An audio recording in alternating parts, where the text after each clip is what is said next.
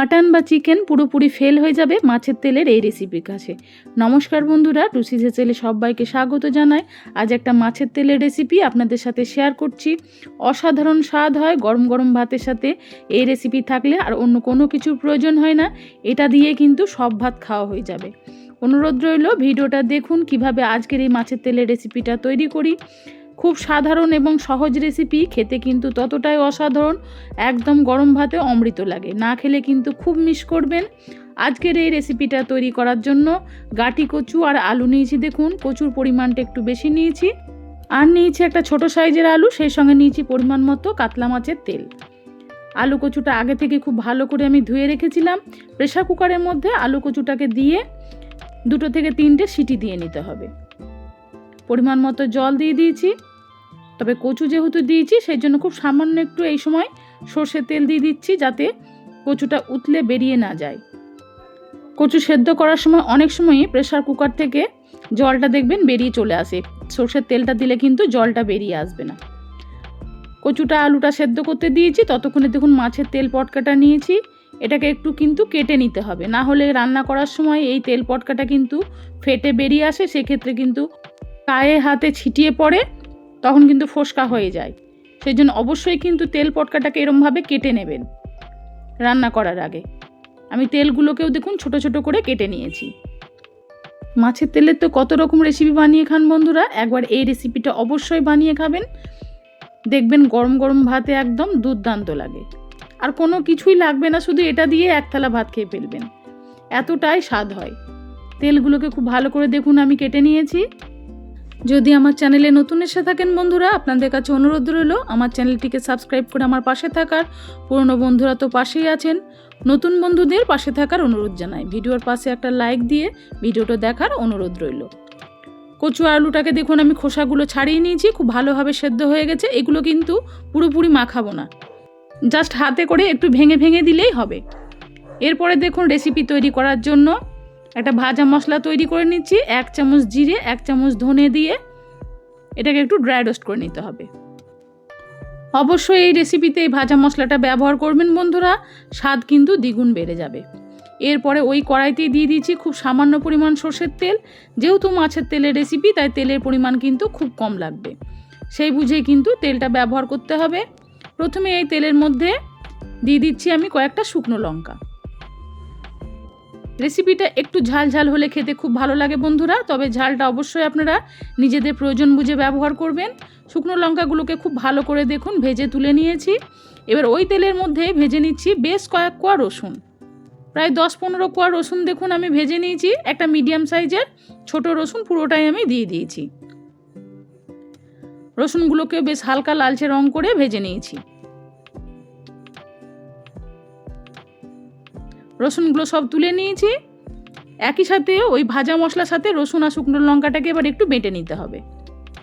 এবার ওই তেলের মধ্যে মাছের তেলটা ভেজে নিচ্ছি। মাছের তেলের মধ্যে আমি লবণ হলুদ মাখিয়ে রেখেছিলাম। তেলটা কেটে নেওয়ার পরে তারপরে গ্যাসের ফ্লেম একদম লো করে দিয়ে তেলটাকে ভাজতে হবে। তেলটা যদি লো ফ্লেমে খুব ভালো করে ভাজা যায়, তাহলে তেলের মধ্যে কোনো রকম কোনো আষ্টে গন্ধ থাকবে না। একদম লো ফ্লেমে দেখুন আমি প্রায় 4-5 মিনিট ধরে তেলটাকে দেখুন উল্টে পাল্টে খুব ভালো করে ভেজে নিয়েছি। আর এই মাছের তেল থেকে দেখুন কতটা পরিমাণ তেল বেরিয়েছে।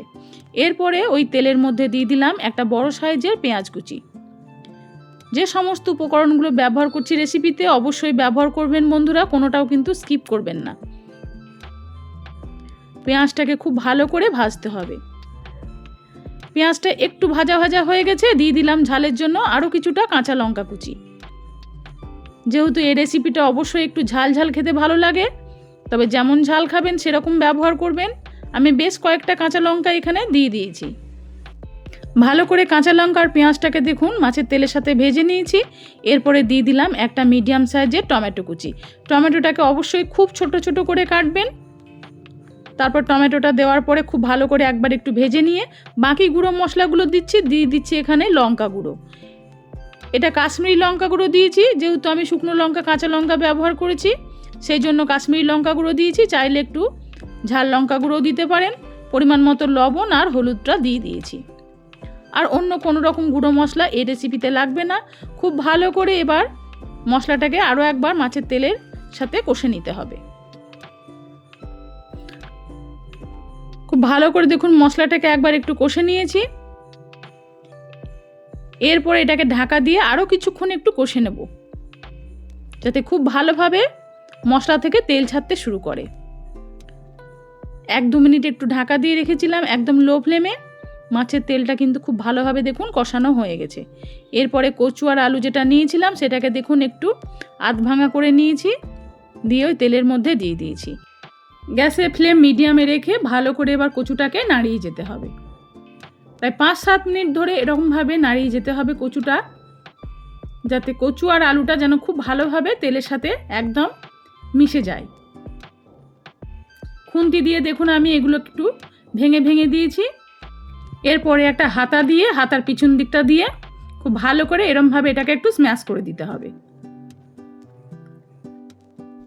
এইভাবে একটু হাতা দিয়ে যদি এরমভাবে একটু ঘেঁটে দেওয়া হয় তাহলে তেল, কচু, আলু এগুলো খুব ভালোভাবে কিন্তু একদম মিশে যাবে। একদিন অন্তত বাড়িতে এই রেসিপিটা বানিয়ে খেয়ে দেখবেন বন্ধুরা। এটুকু বলতে পারি আপনাদের ভীষণ ভালো লাগবে। যারা মাছের তেল পছন্দ করেন তাদের তো খুব ভালো লাগবে। খুব ভালোভাবে দেখুন হাতা দিয়ে আমি এরকমভাবে ঘেঁটে দিয়েছি একটু। তারপরে আরও একবার এটাকে খুব ভালো করে দেখুন নাড়িয়ে দিতে হবে। যে রসুন আর শুকনো লঙ্কা আর যে ভাজা মশলাটা করে রেখেছিলাম সেটাকে একসাথেই বেটে নিয়েছি, তবে একদম জল ছাড়া অবশ্যই বাটবেন।